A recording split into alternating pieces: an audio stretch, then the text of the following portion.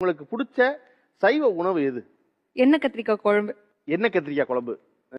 அதுவும் கத்திரிக்காய் பாத்தீங்கன்னா ஷேப் கூட வேற வேற ஷேப்லாம் இருக்க கூடாது.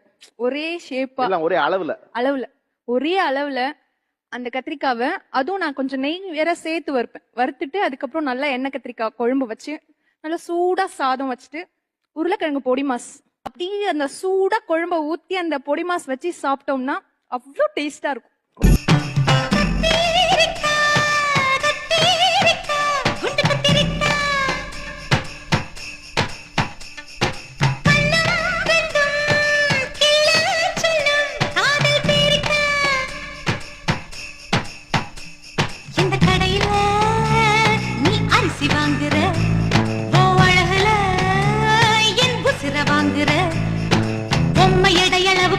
பாக்கணும் உச்சம் தலைக்கு மேல தூக்கணும் அழகனே எனக்கு மூச்சு